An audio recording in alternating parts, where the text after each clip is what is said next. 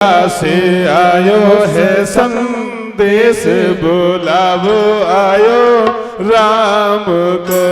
भक्ति स्वर्ग से आयो संदेश बुलावो आग्यो राम को। भक्तो स्वर्ग से आयो है संदेश बुलावो आयो राम को। स्वर्ग से आयो संदेश बुलावो आयो राम को।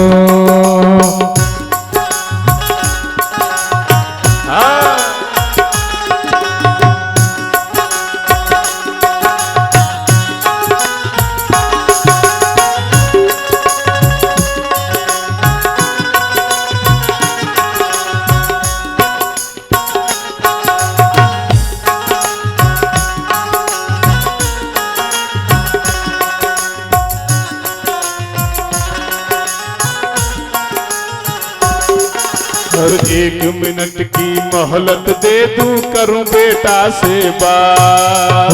एक मिनट की मोहलत दे दो करूं बेटा से बात। एक मिनट की मोहलत दे दो करूं बेटा से बात। एक मिनट की मोहलत दे दो करूं बेटा से बात। आज 1 मिनट की मोहलत मांग रही भैया, लेकिन मोहलत मिलेगी नहीं। इसलिए भैया जिससे बात करनी है ना तो उससे नाराज मत होइए, बात कर लीजिए। 1 मिनट की मोहलत दे दो करूं बेटा से बात। 1 मिनट की मोहलत दे दो करूं बेटा से बात। ए भाई भाई प्रेम से रहना, भाई भाई प्रेम से रहना, भाई भाई प्रेम से रहना। जाना है सबको उसके पास बुलावो आयो राम को। भक्तो स्वर्ग से आयो संदेश बुलावो आयो राम को।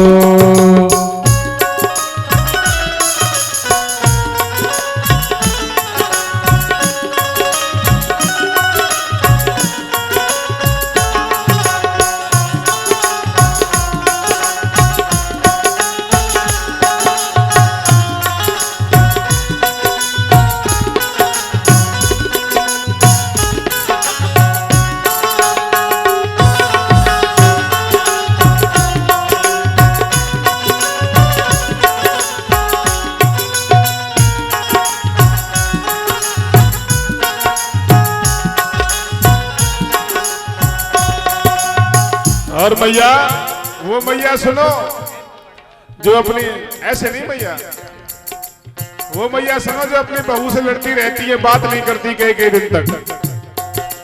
1 मिनट की मोहलत दे दो करूं बहू से बात। 1 मिनट की मोहलत दे दो करूं बहू से बात। 1 मिनट की मोहलत दे दो करूं बहू से बात। 1 मिनट की मोहलत दे दो करूं बहू से बात। ओ मैं तो अपनो धर्म निभागी,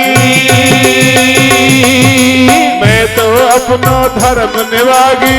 बांध के रखियो सब परिवार बुलावो आयो राम को।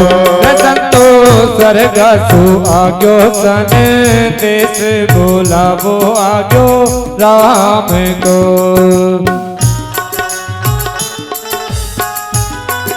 उठाइए हाथ।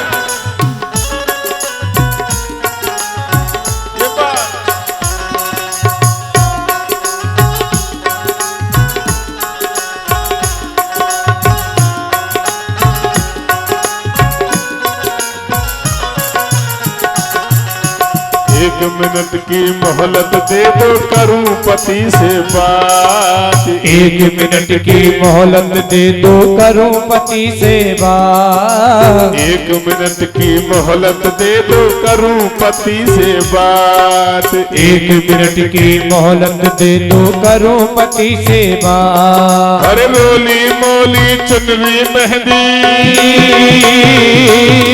रोली मोली चुनरी मेहंदी, मुझ भर दो मारी मांग बुलावो आयो राम को संतोष स्वर्ग सुहायो सन तेज बुलावो आयो राम को।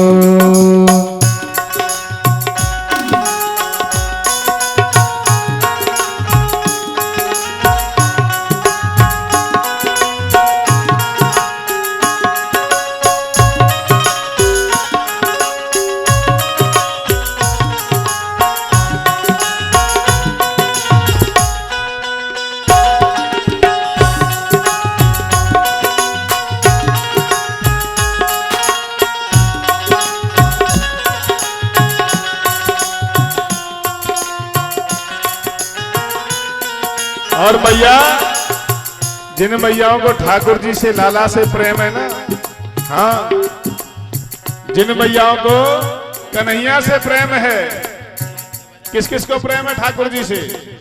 सबको। अच्छा, पीछे तक भी।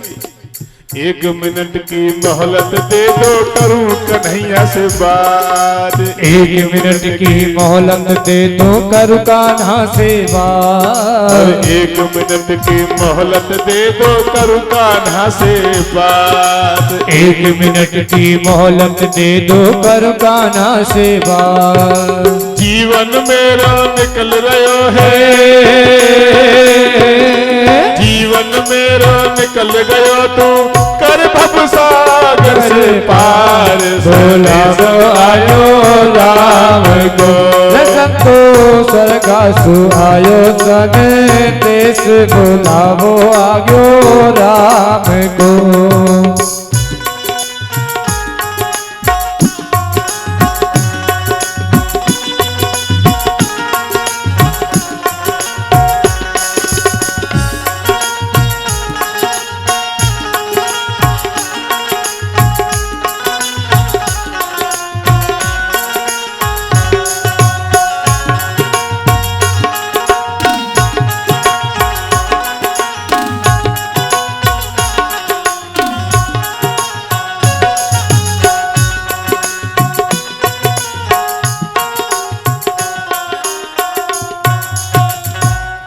बोले वृंदावन बिहारी लाल की जय। जय जय श्री राधे जय जय श्री राधे जय जय श्री राधे। बोले राघवेंद्र सरकार की जय।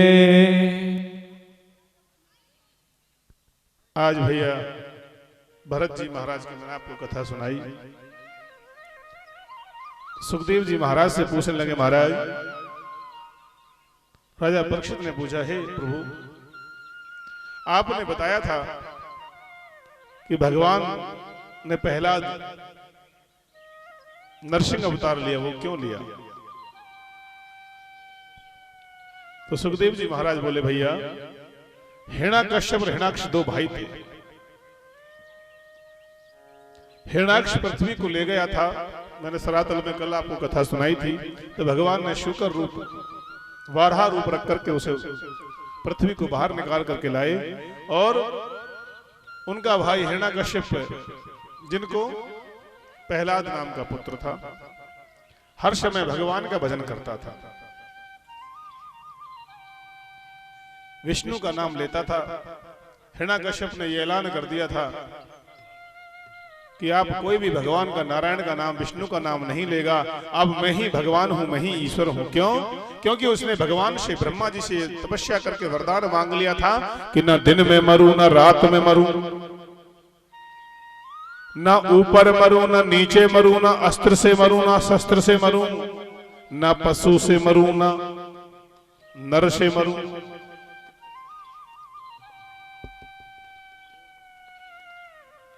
न पशु से मरूं, न नर से मरूं, न सुबह मरूं, न शाम मरूं, न दिन में मरूं, न रात में मरूं, और न 12 महीने से कभी, 12 महीने में कभी भी मरूं, ऐसा। लेकिन भगवान की ऐसी कृपा, प्रहलाद घर में पैदा हुआ। प्रहलाद ने हर समय भगवान नारायण का नाम, श्री विष्णु, श्री विष्णु, श्री विष्णु।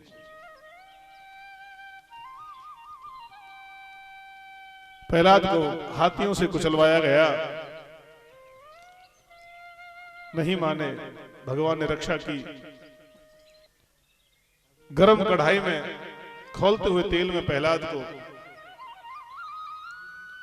वहां भी पुष्प बन गए, पहाड़ी से गिरवाया गया, भगवान ने अपने गोदी में ले लिया। तरह नाना प्रकार से भगवान ने रक्षा की।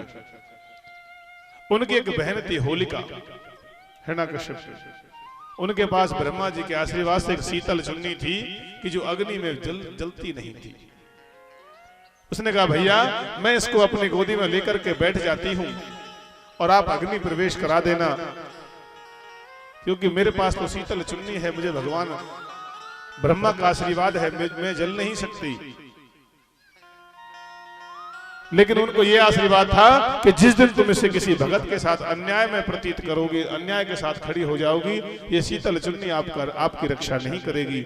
और उस दिन वो शीतल चुन्नी भगवान की कृपा से प्रहलाद के ऊपर के आकर के प्रहलाद के ऊपर आ गई और होलिका जल करके भस्म हो गई। उस दिन से होली दहन होता है। अंत में आकर के जब उसका पिता हिरण्यकश्यप क्रोध में आ गया तो उसे खंबे से बंधवा दिया। उसने कहा हर जगह देखिए, एक बार नारद जी को हिरण्यकश्यप ने रोक लिया। नारद जी उसे समझाने गए थे तो नारद जी को रोक लिया हिरण्यकश्यप ने और कहा भैया आप भगवान नारायण के भगत हो। हाँ महाराज, छोटी मोटी सेवा भगवान करता हूं, मैं भगवान हूं। और धमकार कर करके कहा कि मैं ही भगवान हूं, मेरी पूजा करनी चाहिए। अब आप बताइए किसकी पूजा करते हैं आप, किसकी पूजा करते हैं?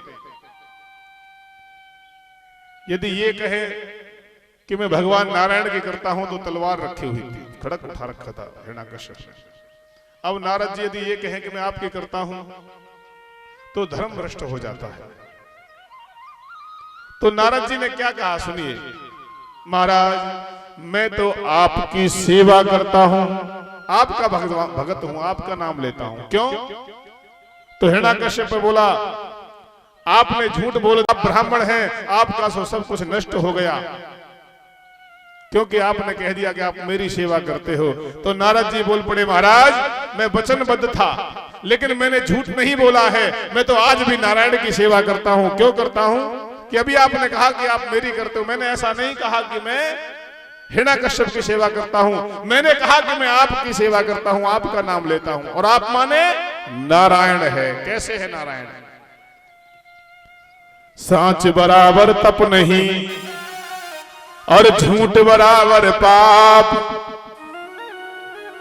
सांच बराबर तप नहीं और झूठ बराबर पाप, जाके हृदय सांच है और ताके हृदय में आप माने भगवान, जाके हृदय सांच है ताके हृदय आप।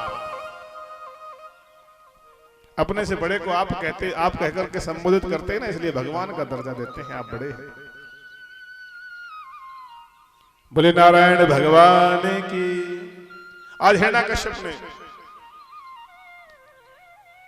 प्रहलाद से पूछा क्या इसमें भी भगवान है, यहां भी भगवान है? तो हिरण्यकश्यप बोला पिताश्री सब जगह ईश्वर है, सब जगह विष्णु है, क्या इस खंबे में भी भगवान है? हाँ महाराज इस खंबे में भगवान है। तो जैसे ही गदा से का प्रहार उस खंबे पर किया तो खंबा फट गया और नरसिंह भगवान पैदा प्रकट हो गए।